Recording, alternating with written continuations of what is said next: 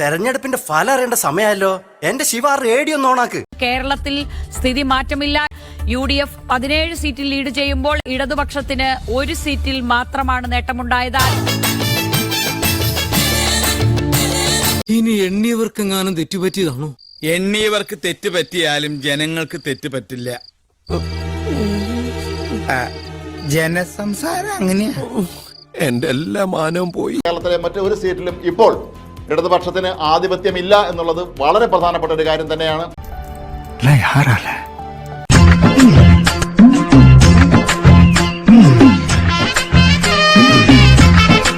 പല മണ്ഡലങ്ങളിലും UDF വളരെ വ്യക്തമായ ലീഡ് നേടാൻ കഴിഞ്ഞു എന്നുള്ളതാണ് ഇതിന്റെ മറ്റൊരു പ്രധാനപ്പെട്ട കാര്യം. മനുഷ്യൻ ഇത്ര ആക്രാന്തം പാടില്ല. രാഷ്ട്രീയമാകുമ്പോ തോൽവിയും ജയമൊക്കെ പതിവാ.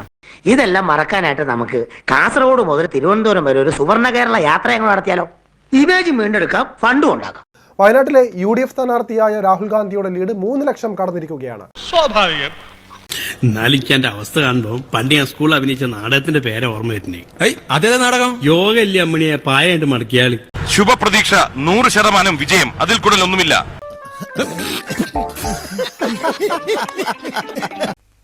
തോറ്റ് തുന്നമാടി വന്നിരിക്കുന്നു നിന്റെ മോൻ. അവനെന്തെങ്കിലും തിന്നാൻ കൊടുക്ക്. എന്തെങ്കിലും പോരാ, സ്വപ്പ കനമായിട്ട് തന്നെ വേണം. എന്നാ അമ്മിക്കലത്ത് ഒഴുകിക്കോ. അതും മതിയാവൂന്ന് തോന്നുന്നില്ല. പൊരിഞ്ഞ പോരാട്ടമല്ല. പല തെരഞ്ഞെടുപ്പുകളായി 11 തവണ തോറ്റ ശേഷം എബ്രഹാം അമേരിക്കൻ പ്രസിഡന്റ്. പക്ഷെ അതിത്ര നാറിയ പരാജയമല്ലായിരുന്നു.